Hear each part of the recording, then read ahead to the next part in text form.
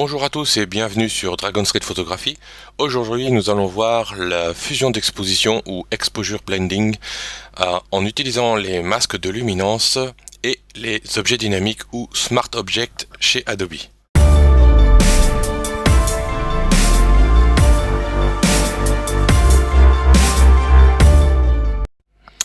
Comme vous pouvez le constater ici, j'ai fait une sélection de 3 photos avec 3 expositions différentes. Donc l'exposition neutre, une exposition plutôt sombre et une exposition plutôt claire. Et nous allons fusionner donc ces 3 photos. Pour l'instant dans Lightroom je fais un développement de base, j'ai principalement équilibré, redressé mon horizontal et je vais faire un développement de tonalité vraiment minime parce que je souhaite utiliser donc la photo de référence comme base de travail, récupérer les couleurs dans les hautes lumières de cette photo là et la photo surexposée récupérer les ombres.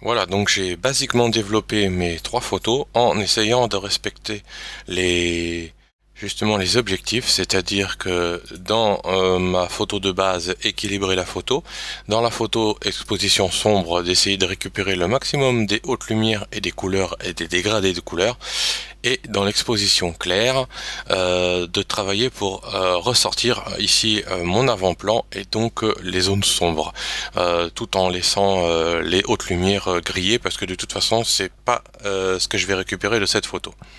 Voilà. Maintenant, dans ces 3 photos, je vais cliquer droit et ouvrir dans Modifier dans, et là, je vais ouvrir en tant qu'objet dynamique dans Photoshop. Donc, Photoshop va s'ouvrir et va m'ouvrir les 3 photos distinctement dans 3 onglets différents.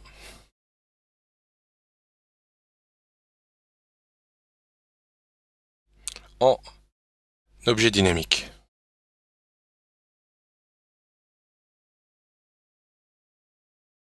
Voilà, donc mes 3 expositions sont bien ouvertes dans 3 onglets différents. Voilà, donc on a l'exposition de base, l'exposition sombre et l'exposition claire qui sont toutes les 3 dans les objets dynamiques. Je vais passer en mode studio parce que je suis plus en mobile. Voilà, donc avec les panneaux de Tony Kuiper, on va cliquer justement dans Ticket Action et on va mettre empiler. Et en fait, mes objets dynamiques se retrouvent empilés les uns sur les autres avec des masques de fusion automatiquement. Et les 3 onglets sont fermés, prêts à travailler avec 3 calques en objet dynamique. Voilà pourquoi de Lightroom, j'ai ouvert 3 calques en objet dynamique. Ce qui va me permettre ensuite de recliquer sur le petit icône et de pouvoir redévelopper dans Adobe Camera Raw le travail que j'ai fait dans Lightroom si je juge qu'il manque un peu de contraste dans telle ou telle partie que je vais récupérer dans chacune des photos. Donc ça me permet de totalement revenir en arrière, voire même de changer le profil de paysage ou autre si je me rends compte que ça ne convient pas au fur et à mesure de ma fusion.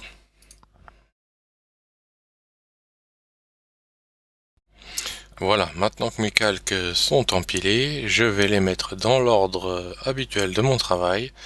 Ça, c'est mon exposition sombre, je vais la renommer de suite.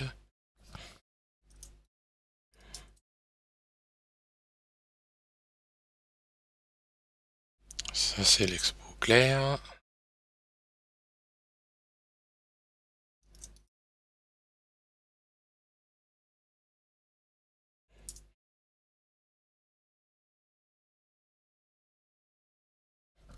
Et ma base.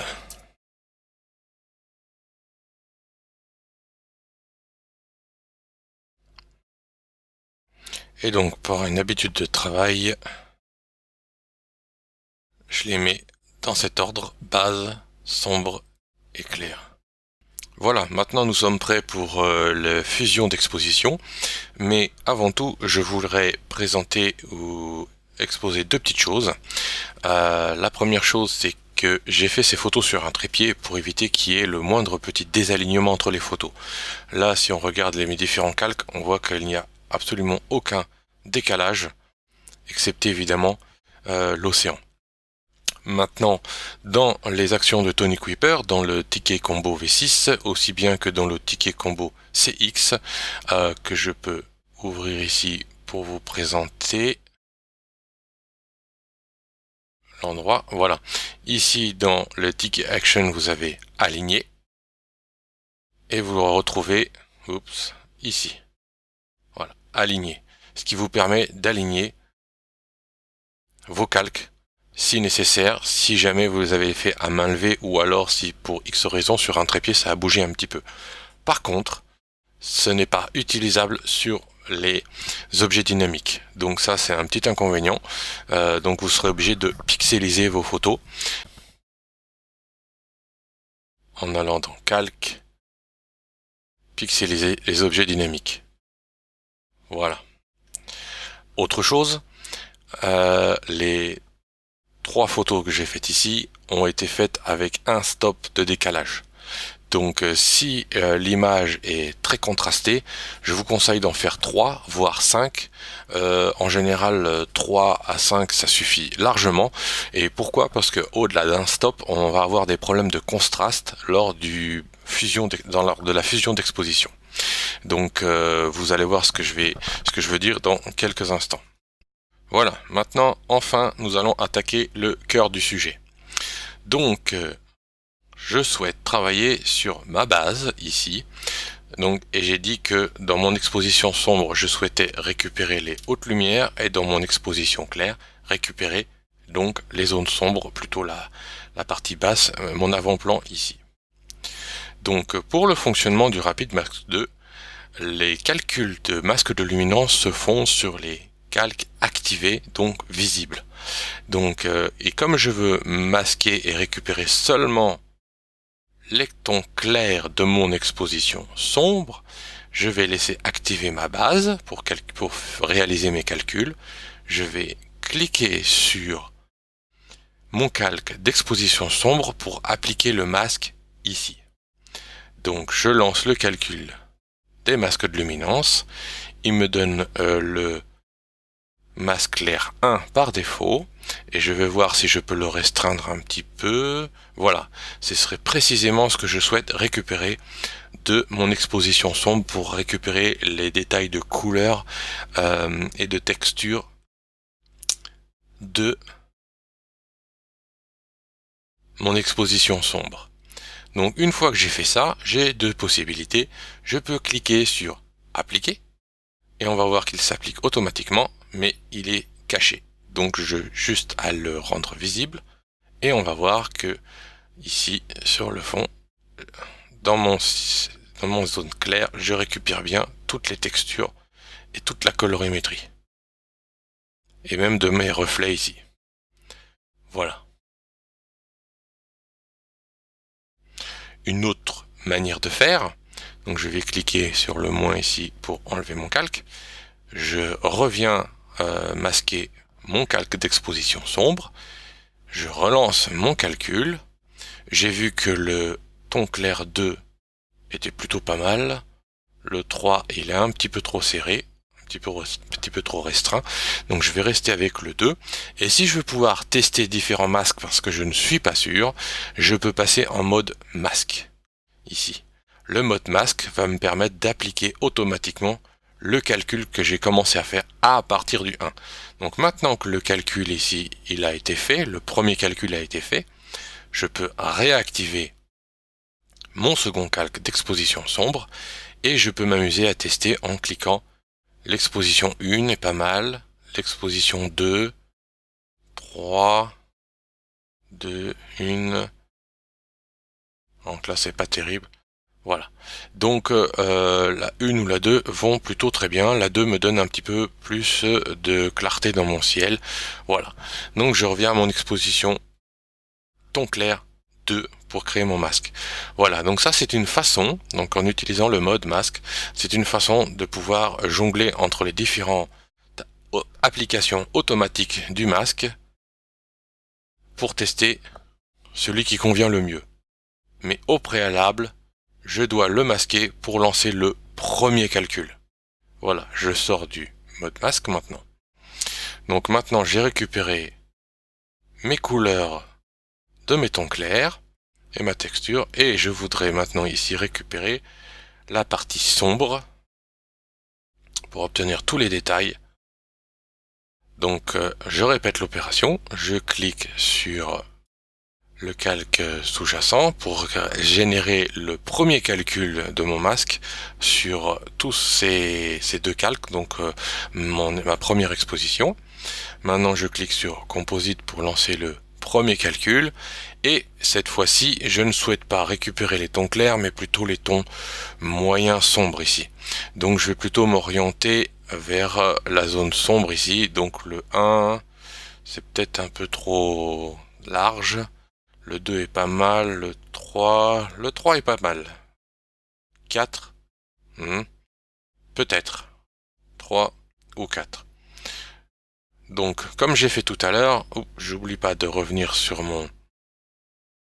J'ai fait une erreur là, j'ai activé mon calque en dessous alors que je devrais activer celui-ci, mais c'est pas grave.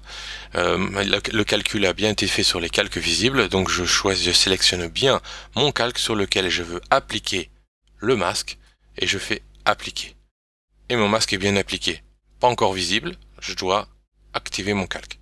Voilà, et là, j'ai activé mon calque et j'ai récupéré dans mon exposition claire les parties sombres. Voilà, et au bout du compte, je me retrouve avec une image plutôt bien exposée, aussi bien dans les clairs que dans les ombres, malgré le fort contraste. Donc voilà l'exposition de base. La récupération des zones claires dans mon exposition sombre, et la récupération des zones sombres dans mon exposition claire.